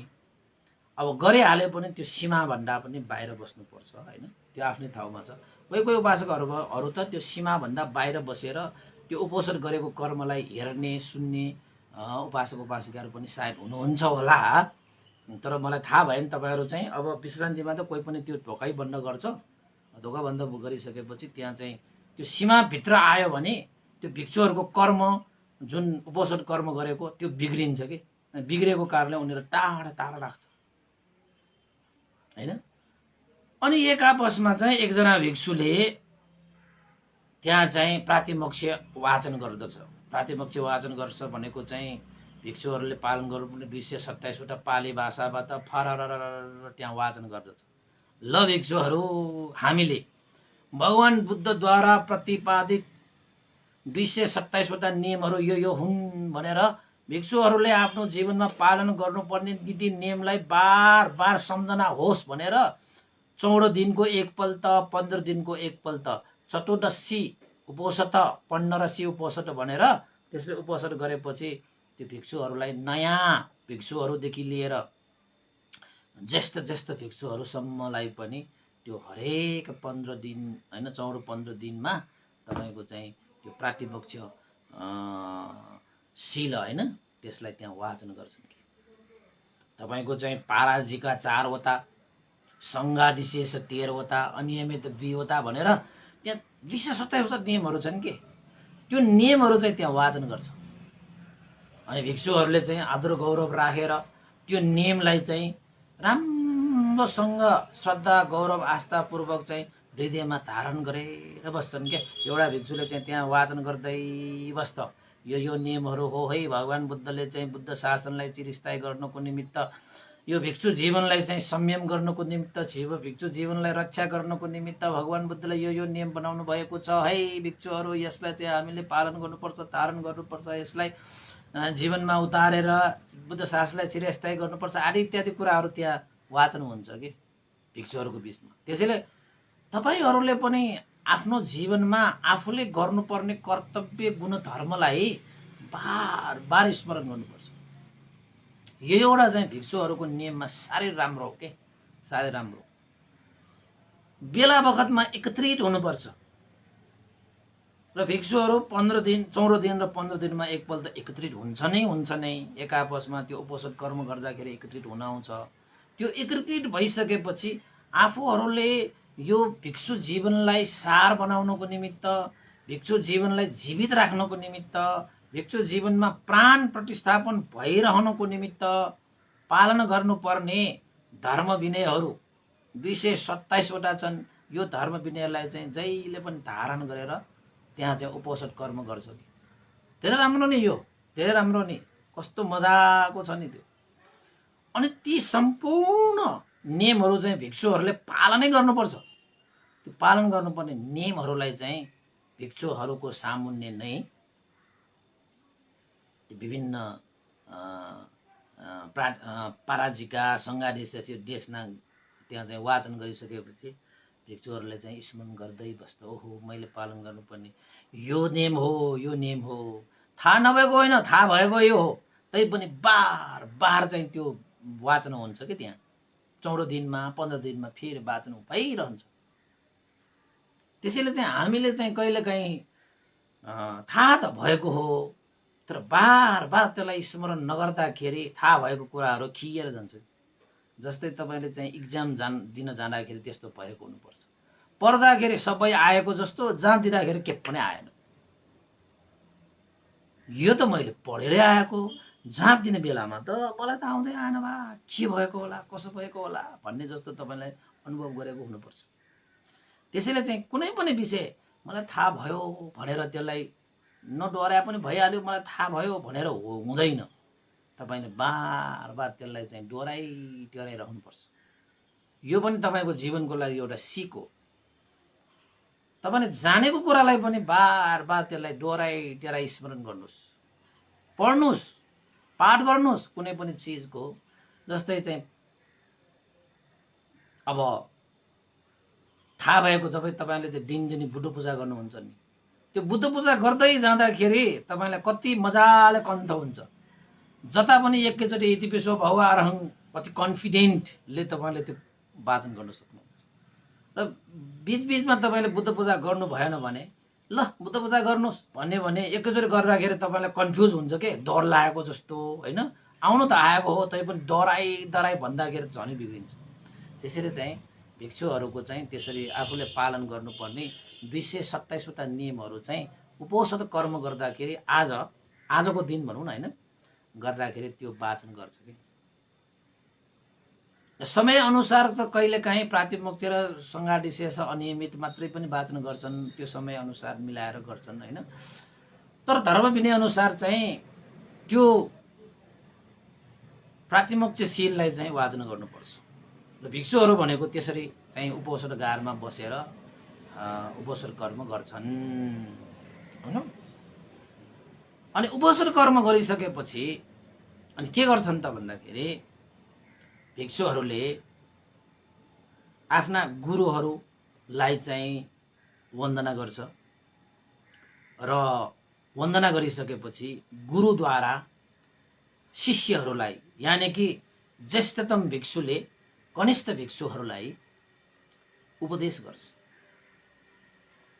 भिक्षु जीवनको महत्त्वबारे, धर्म विनयको महत्त्वबारे र यो वर्षावासको महत्त्वबारे, पुण्य क्षेत्रको महत्त्वबारे, बुद्ध शासनको महत्त्वबारे, सधर्म चिरस्थायीको बारेमा प्रोत्साहित हुने गरी बुद्ध शासन कार्य गर्नको निमित्त ऊर्जा मिल्ने गरी अनि भिक्षुमा नै है तपाईहरु चाहिँ भिक्षुहरूले उपासक उपासिकाहरूलाई मात्रै त्यसको धर्म देशना गर्ने होइन, गुरुहरूले आफ्ना चेलाहरूलाई पनि भिक्षु बीचमा पनि धर्म देशना हुन्छ हैन। अनि पहिला त हाम्रो ज्ञानपीठ भण्डारले त अनि त्यसपछि त्यो उपोषण कर्म सकिन्छ, त्यहाँ पाठ हुन्छ, त्यसलाई भइसकेपछि अनि भिक्षुहरूले चाहिँ मैत्री सूत्र, मंगल सूत्र, पुबंग सूत्र आदि इत्यादि परित्राणले सबैको रक्षा होस् भनेर भिक्षु संघद्वारा नै त्यहाँ परित्राण पनि हुन्छ, परित्राण पनि हुन्छ उपासक। आज पनि हामीले त्यही गरेर आएको, बिहान तपाईको चाहिँ 7 बजे नै हामीले गरेको। अनि सबैलाई चाहिँ यो सत्य वचनको प्रभावले सबैको जय होस्, मंगल होस्, कल्याण होस्, देवताहरू अमनुष्यहरू सत्व प्राणीहरू पनि कल्याण होस्, मंगल होस् हैन। शासन भित्र शासन बाहिर, अब बिहारमा भएका, बिहारबाट बाहिर भएका भिक्षुहरू, सामनेरहरू, अनागारहरू, उपासकहरू, उपासिकाहरू सबैको जय होस्, देव हैन, अमनुष्यहरूको पनि त जय होस् भनेर त्यहाँ चाहिँ मैत्री भावना पनि गरिसकेपछि पुण्यानुमोदन पनि हुन्छ। पुण्यानुमोदन भइसकेपछि अनि गुरु भन्तेद्वारा त्यहाँ चाहिँ ज्येष्ठ भिक्षुद्वारा चाहिँ त्यो एउटा चाहिँ ओवाड भन्छ, धर्मको भाषाबाट ओवाड भन्छ, हाम्रो भाषाबाट भिक्षु बीचमा त्यसरी चाहिँ देशन धर्म देशना हुँदाखेरि त्यसलाई ओवाड पनि भन्छ कि। अनि ओवाड हुन्छ, ओवाड भइसकेपछि अनि भिक्षुहरूले चाहिँ हात जोडेर त्यो ज्येष्ठ भिक्षुको गुरु भन्तेको चाहिँ देशनालाई चाहिँ एकदमै ध्यान, श्रद्धा, गौरव, आस्थापूर्वक हृदयमा धारण गर्नको निमित्त त्यो श्रवण गर्छ। अब कता अनि त्यहाँ सोधिन्छ, फलना भिक्षु कहाँ अहिले यो वर्ष चाहिँ फलना भिक्षु कता वर्षावास, फलना भिक्षु त्यसका भिक्षु कता वर्षावास हैन। सबै त्यहाँ उपस्थित भएका भिक्षुहरूलाई सोधिन्छ। कसरी सोधिन्छ? तपाईको वर्षावास कता, तपाईको वर्षावास कता। आज मलाई सोधिएपछि मैले भने म त सिद्धिमंगल बुद्ध विहार सिद्धिपुरमै वर्षावास बस्छु। एउटा गुरुले आफ्ना चेलाहरूलाई कता वर्षावास बस्न जाँदैछ भनेर जानकारी दिएर आउनुपर्छ। यो चाहिँ धर्म विनयमा साह्रै राम्रो, नत्र चेलाहरू पनि कता जान्छ थाहै हुँदैन, कता वर्षावास भयो, के वर्षावास बस्यो थाहा हुँदैन। तपाईको पनि घरमा पनि आमा बुवालाई छोराछोरीले कहिलेकाहीँ कता जाने भनेर थाहै नलिकन बाहिर जान्छन्, कता गयो कता गयो। आमा बुवा म फल्ना ठाउँमा जाँदैछु, त्यसका ठाउँमा जाँदैछु भनेर यसो भनेर जाँदाखेरि आमा बुवाको मन पनि ढुक्क हुन्छ। एउटा चाहिँ गौरव पनि हो, त्यो जानकारी पनि हो, त्यो त दिनुपर्छ नि। आजकलका आमा बुवाले आफ्नो छोराहरू कहाँ छ, कसो के गरिरहेको थाहै हुँदैन। रातिको 12 बजे घरभित्र आउँछ, कहाँ गएर आएको भने तिमीहरूलाई के थाहा भनेर के साध्य भनेर चाहिँ आफ्नै कोठामा छिर्ने छोराछोरी पनि पाइन्छ हैन। तर कोही छोराछोरीहरू चाहिँ आमा बुवालाई नभनिकन म यता गएँ उता गएँ केही गरी चाहिँ विशिष्ट काम परेर बेलुका अबेर भयो भने फोन गरेर ल्याउँछ, बुवा आमा म यहाँ छु, यस्तो पर्यो, म यति समयमा आउँछु भनेर। कति हैन इमानदार हुन्छन्, कति गौरव हुन्छ। कोही चाहिँ त्यो धर्म भएको के त्यस्तो संस्कार भएको मान्छेहरू चाहिँ त्यस्तो हुन्छ। र भिक्षुहरूमा त त्यस्तो संस्कार त चाहिन्छ त्यो नभइकन त होइन। गृहस्थीहरूमा त त्यस्तो हुन्छ होइन, आमा बाबालाई नभनिकन गए पनि हुन्छ जस्तो हुन्छ। तर हाम्रो भिक्षु जीवनमा त्यस्तो हुँदैन। गुरुहरूलाई म कहाँ वर्षावास बस्न जाँदैछु भन्ने कुरा वर्षावास बस्नको निमित्त एक दिन अगाडि जुन उपोषद कर्म गर्छ नि, त्यो उपोषद कर्म गर्दाखेरि उपोषदागारमा त्यहाँ भन्नुपर्छ। भन्ते सङ्घ सबै सङ्घलाई भन्नुपर्छ, म यसपालिको वर्षावास फलना बिहारमा बस्दैछु भनेर त्यहाँ सबैको अगाडि जानकारी गर्नुपर्छ। अहिले हाम्रो विश्वशान्तिमा हाम्रो ज्ञानपुर भन्नेको चेलाहरू अब को भिक्षु कहाँ होइन वर्षावास बस्न जान्छ भन्ने कुरा हामीलाई आज थाहा भइसक्यो। र कहिलेकाहीँ कोही भिक्षुहरू कता कता बस्न जान्छ, कता कता बस्न जान्छ। यसपालि त हाम्रो बोध ज्ञान भन्थे त माझ खण्डमा वर्षावास बस्न जाने। माझ खण्डमा धेरै टाढा छ, हिँडेर जानुपर्छ त्यत्रो। अहिले त यो पानी परेको कारणले गाडी सारीको त्यहाँ व्यवस्था पनि हुँदैन, हिँडेर जानुपर्छ अरे 5 घण्टा। त्यही भएर चाहिँ आज त्यहाँ पुग्नुपर्ने भएकोले बिहानै उपोषद कर्म सकाएर अब त्यहाँ भोजन को त्यहीँ मिलाउने होला कि भन्दैलाई चाहिँ अलिकति गाह्रो होला कि जस्तो पनि लागिरहेको छ। सबैले त्यहाँ चिन्ता पनि पोख्नुभयो। तैपनि अब त्यहाँको उपासले व्यवस्थाहरू गर्लिन्, यस्तो उस्तो मिलाउने भएकोले त्यहाँ उहाँ त त्यहाँ जानुभयो आज। अब हामी पनि अब जान सकिने अब बेला बेखतमा चाहिँ अब जान पनि गाह्रो हुने। तपाईँको स्वास्थ्य अलिकति ख्याल गर्नुहोस् भन्थे। स्वास्थ्य ख्याल गरेन भने फेरि उहाँको त फेरि चिसो भयो भने यो छातीमा इन्फेक्सन हुन्छ कि। अब त्यो माझ खण्डमा त डाँडामा ओहो त्यस्तो ठाउँमा अब यसपालि चाहिँ उहाँको वर्षावास बस्ने अब उहाँले इच्छा गर्नुभयो। त्यहाँका उपासकहरूले पनि प्रार्थना गर्न आउनुभयो, ठिकै भयो होइन। अब म चाहिँ यहाँ सिद्धिपुरमै भयो, कोही भिक्षुहरू कता वर्षावासको समयमा धर्म प्रचार प्रसारको लागि आफू पनि धर्म विनयको अभ्यास गर्ने र अरूलाई पनि धर्म विनयको अभ्यास गर्ने मौका दिनुको निमित्त भिक्षुहरू चाहिँ छरेर जान्छन् कि। अरू बेलामा एउटै बिहारमा बसे तापनि वर्षावासको समयमा छरेर जान्छ, यतातता चाहिँ छरेर जान्छ। र त्यसपछि त्यहाँ एक आपसमा सबै भिक्षुहरूले म यहाँ म त्यहाँ जाने भनेर त्यहाँ जानकारी दिन्छ होइन।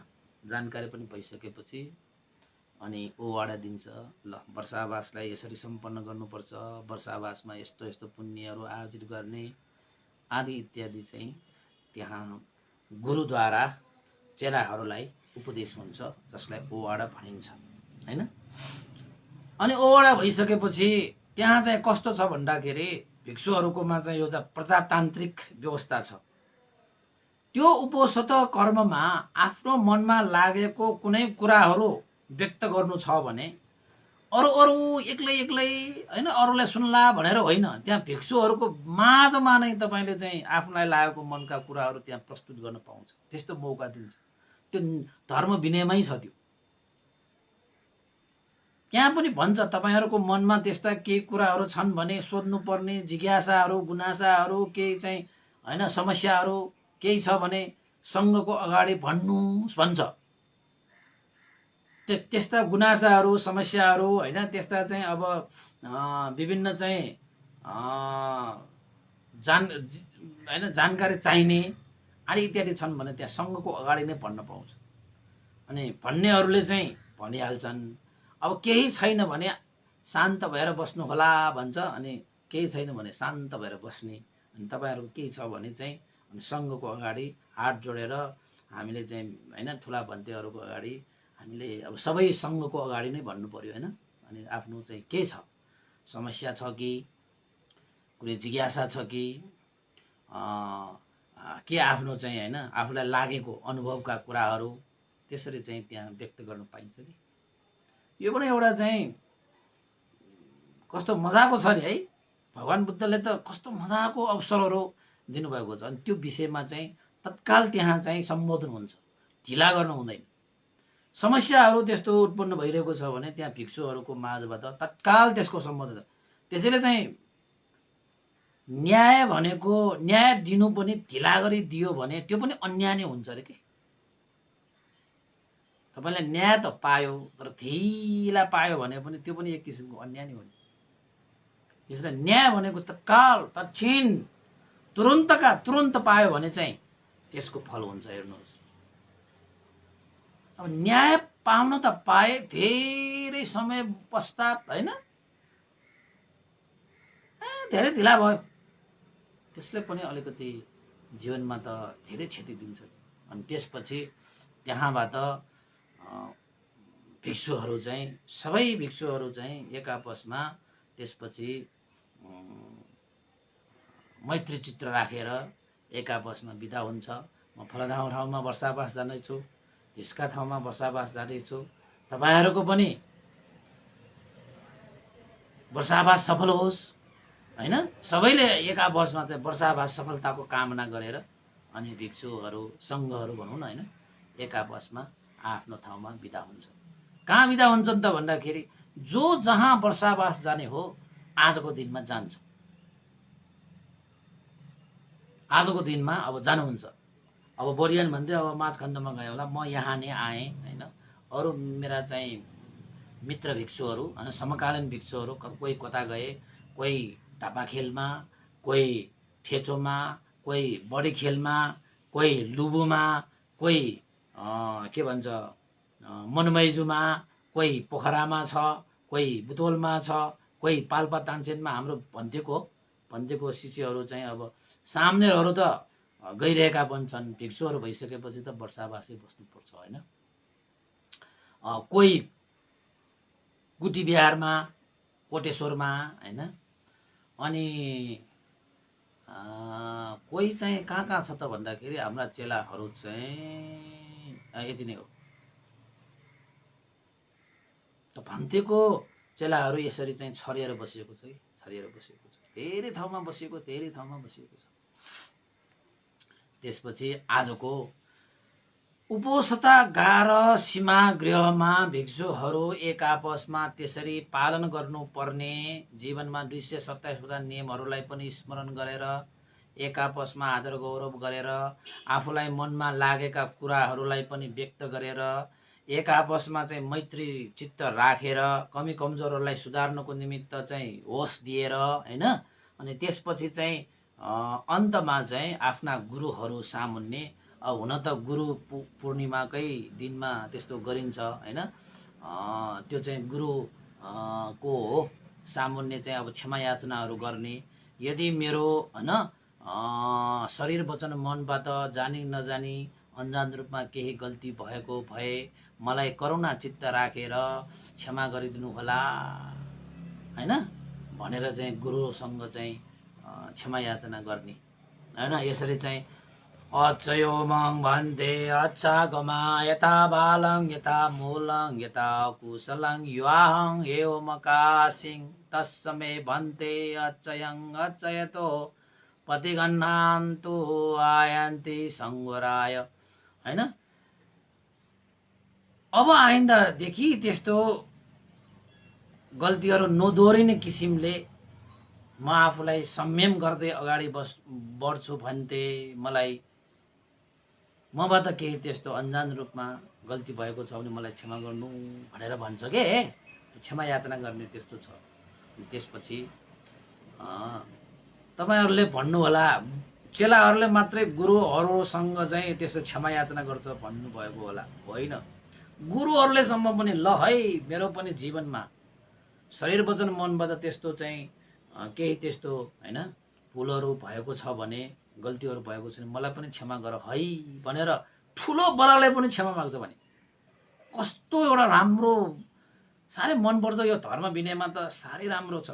यो धर्म विनय तपाईले जान्नु भयो भने जीवनमा व्यवहारमा उतार्नु पर्ने त्यो नीति नियमहरू हो के त्यो धर्म विनयहरू भनेको। र भिक्षुहरूमा त्यो चाहिँ सिस्टम छ के, त्यो विधि विधान छ के। अनि सबैले चाहिँ क्षमा माग्यो भने अनि कस्तो छ त भन्दाखेरि क्षमा माग्नेलाई अब आइन्दादेखि सुधारेर जान्छु भनेर क्षमा माग्नेलाई क्षमा दिन सक्नु त त्यो महानता हो कि। फेरि भिक्षुहरूमा एउटा यो यो यो विशेषता फेरि थप विशेषता हो। अब आइन्दादेखि मैले यस्तो गल्ती गर्ने छैन, मैले यो गल्तीलाई चाहिँ अब संयम गरेर अगाडि बढ्छु, मलाई क्षमा गरिदिनु होला भन्यो भने भिक्षुहरूले पनि मैत्री करुणा चित्त राखेर उसलाई क्षमा प्रदान गर्छ। क्षमा माग्ने र क्षमा दिने। क्षमा दिनु भनेको पनि चान्चुनको कुरा होइन उपासक उपासिकाहरू। क्षमा दिने मान्छे त वीरहरूले मात्र दिन सक्छ, बहादुरहरूले मात्र क्षमा दिन सक्छ। यो बहादुर वीर नभएका व्यक्तिहरूले क्षमा दिन सक्दैन।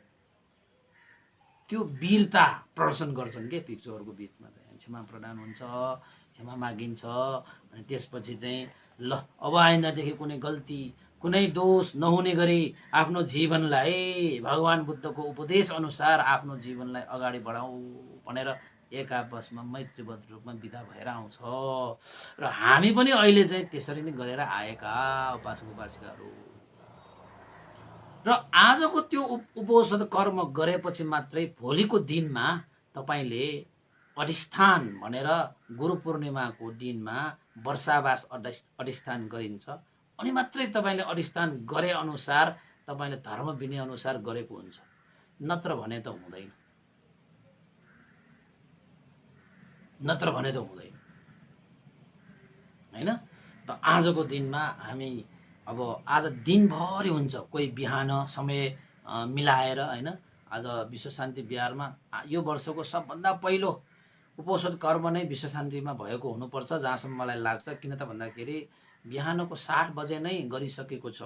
त्यही भएर चाहिँ आज दिनभरि जुनसुकै समयमा आफूलाई प्याक पर्ने समयमा आफूलाई उपयुक्त भएको समयमा गर्न सकिन्छ भिक्षुहरूले। तर यो दिनमा चाहिँ गर्नै पर्छ। फेरि यो चाहिँ अनिवार्य धर्महरू म गर्दैन, मलाई झ्याउ लाग्यो, यस्तो लाग्यो उस्तो लाग्यो भन्यो भने तपाईले अधिष्ठान कर्म गर्न पाउनुहुन्न।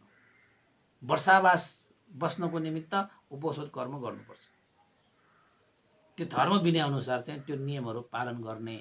त्यो नियमहरू पालन गर्यो भने तपाईँ शुद्ध हुन्छ, नियमहरू पालन गरिन भने अशुद्ध हुन्छ। अशुद्धले चाहिँ अब अरूलाई शुद्ध बनाउनै सक्दैन। अशुद्धहरू कहाँ गएर तपाईँले पुण्य गरे पनि शुद्ध धर्म प्राप्त गर्नै सक्दैन। त्यही त हो नि। त्यही भएर चाहिँ एउटा मालीले बगैँचामा राम्रा राम्रा फुलहरू छानेर फुलको माला बनाए जस्तै हामीले पनि धर्म त गर्ने हो, तर शील समाधि प्रज्ञाले सम्पन्न भएका भिक्षुहरू आदि इत्यादिहरूलाई चाहिँ छानी छानी हामीले चाहिँ पुण्य सञ्चित गर्न सक्नुपर्छ हैन। अब हुन त भिक्षुहरू सबैले त्यो नीति नियमहरू त पालन गरेकै हुनुपर्छ र गर्छन् पनि हैन। त्यसैले चाहिँ यो संसारमा पुण्य धर्महरू गर्ने धेरै स्थानहरू छन्। त्यसमध्येमा पनि यो सङ्घ समावेश भएको स्थानमा पुण्य धर्म आयोजित गर्नु भनेको चाहिँ त्यो मालेले चाहिँ राम्रो राम्रो फुल छानेर माला बनाएको जस्तो हो कि। बुद्ध शासनमा दान गर्नु, शील पालन गर्नु, ध्यान भावना गर्नु भनेको त धेरै पुण्य हो नि उपासक उपासिकाहरू। र आजको दिनमा त्यसरी भिक्षुहरू एक आपसमा छरेर वर्षावास बस्नको निमित्त चारै दिशा चरत्त भिक्कवे चारिकम बहुजन हिताय बहुजन सुखाय लोक अनुकम्पाय भनेर भगवान बुद्धले भने अनुसार हे भिक्षुहरू चारिका गर, बहुजन हित बहुजन सुखको निमित्त लोकलाई लोकमाथि अनुकम्पा राखेर चरत्त भिक्कवे चारिका गर, एकै ठाउँमा नबस, सबैले धर्म प्रचार गर भनेर चाहिँ भगवान बुद्धले भन्नुभयो जस्तै अनि भिक्षुहरू चाहिँ वर्षावास बस्न जान्छ। त्यसैले आजको उपोषण कर्म साह्रै महत्त्वपूर्ण भएको कारणले तपाईहरुले चाहिँ यो धर्म विनयको कुराहरू तपाईलाई कस्तो कस्तो सुन्दाखेरि कस्तो कस्तो लाग्न त सक्छ है। तर धर्म विनय, यो विनय धर्म भनेको चाहिँ जीवनमा उतार्नै पर्ने अनिवार्य धर्म हो कि। फेरि तपाईहरुले जस्तै चाहिँ पञ्चशील लिएको जस्तो, अष्टशील लिएको जस्तो हाम्रो जीवनमा पालनै गर्नुपर्छ हैन। त्यो त्यसरी नै भिक्षुहरूले पनि आफ्नो जीवनमा पालनै गर्नुपर्ने 227 नियमहरू छ। ती नियमहरूलाई चाहिँ आज सबै सङ्घहरू समागम भएर त्यहाँ वाचन गर्छ। यो नियम है भिक्षु जीवनमा पालन गर्नुपर्ने नियमहरू। सबैले यो नियमहरूलाई पालन गरेर यो प्रवचित जीवनलाई सार बनाउनु, जसको कारणले गर्दाखेरि उपासक उपासिकाहरू पुण्य सञ्चित गर्न आउने श्रद्धालु उपासक उपासिकाहरूलाई पुण्य प्रदान गर्ने क्षमता वृद्धि गरेर उनीहरूको पनि हित उपकार गर्न सकोस् भनेर यो मैत्रीचित्त राखेर त्यो प्रातिमोक्ष त्यो देशना हुन्छ कि त्यहाँ हो। यसरी उपासक उपासिकाहरू आजको दिन भिक्षुहरूको उपोषण कर्म यसरी सम्पन्न हुन्छ भनेर मैले तपाईहरुलाई जानकारी गराएँ। तपाईहरुले सुन्नुभयो, त्यसको लागि धेरै धेरै साधुवाद छ उपासक उपासिकाहरू। र अब धेरै समय पनि भइसकेको छ। आज त मैले अलिकति लामो पनि भने है, अब धेरै थियो तै पनि अब धेरै लामो भनेर पनि तपाईहरुले धेरै नबुझ्ला। फेरि यो विनय चाहिँ अलिकति बुझ्न गाह्रो छ, तर धेरै उपासक उपासिकाहरूले त तपाईहरुले त सुन्नु भएको पनि होला, राम्रोसँग सुन्नु भयो होला, त्यसको लागि धेरै धेरै साधुवाद छ है। र रत्न शोभा उपासिकाबाट चाहिँ धर्म पूजाको रूपमा उहाँले चाहिँ रु 2000 श्रद्धादान पनि व्यक्त गर्नु भएको छ। उहाँ रत्न शोभा उपासिकालाई धेरै धेरै साधुवाद। यो धर्म पूजाको अनुभवले तपाईको जीवनमा सुख शान्ति समृद्धि उन्नति प्रगति अभिवृद्धि छाओस् भनेर पनि आशिका गर्न चाहे है। त्यस्तै गरी यहाँ अर्को उपासका पनि एकजना थियोको जस्तो छ है। हिजो अलिकति व्यस्त भइएकोले त्यति साह्रो मैले उ गर्न सकिन। यहाँ चाहिँ त्यस्तै गरी यो चाहिँ यो हो, यो पनि होइन, अरु यो पनि हो कि यो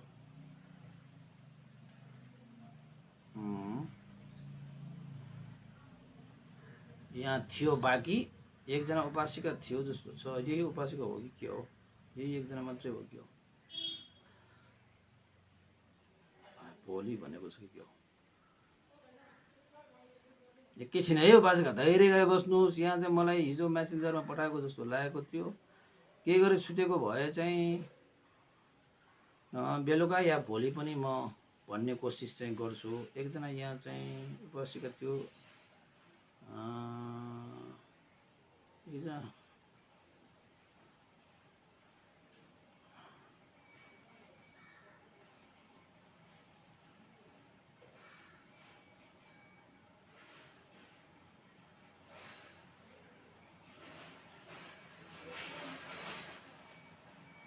त उपासक उपासिकाहरू अब चाहिँ हामीले यहाँ पुण्यानुमोदन गर्ने बेला पनि भइसकेको छ।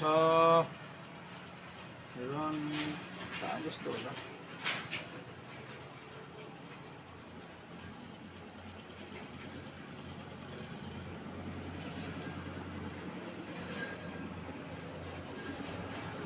यहाँ एउटा चाहिँ रमिला हो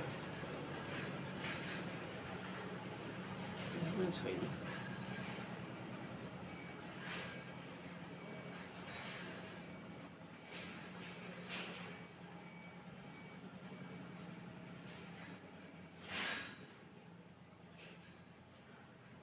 उपासक उपासिकाहरू है, आजलाई चाहिँ यति नै गरौँ। एउटा चाहिँ मैले खोजेको थिएँ तर चाहिँ पाइएन, के हो?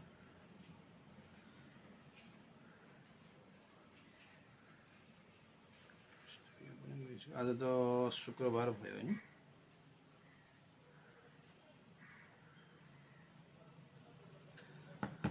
त उपासक उपासिका अहिले अब पुण्यानुमोदन गरौँ। के छुट्टिएको छ भने पछि म सम्झिने नै छौँ। त्यसको लागि चाहिँ अब समय यहाँ अलिकति लियो भने चाहिँ अलिकति समय लाग्ने जस्तो भएकोले आजको यो पुण्यको अनुभवले श्रद्धेय गुरुवर ज्ञान पुटिङ मास्टरवीर पन्थे लगायत श्रद्धेय स्याडो उपनिता विवंश लगायत सम्पूर्ण गुरुजनहरू देवता सत्व प्राणी र मनुष्यहरूमा यो पुण्य लाभ होस्। तपाईहरु सबैले पनि आज उपोषण कर्म भनेको के हो, कसरी गरिन्छ, भिक्षुहरूको बीचमा कहाँ गएर गरिन्छ, कसरी गरिन्छ, यसले चाहिँ अब वर्षावास भनेको चाहिँ पुण्य सञ्चित गर्ने समय हो। यसको लागि चाहिँ कस्तो महत्त्वपूर्ण भूमिका निर्वाह गर्छ आदि इत्यादिको विषयमा चाहिँ उपोषण कर्म देशनाको शीर्षक राखेर मैले देशना गरेँ। तपाईले सुन्नुभयो, यसको लागि धेरै धेरै साधुवाद। प्रत्यक्ष अप्रत्यक्ष सुन्नुहुने सबै उपासक उपासिकाले यो पुण्यको प्रभावले सबैको जे होस् भनेर कामना गर्दै पुण्यानुमोदन गर्न चाहे। भवतु सब मङ्गलम्।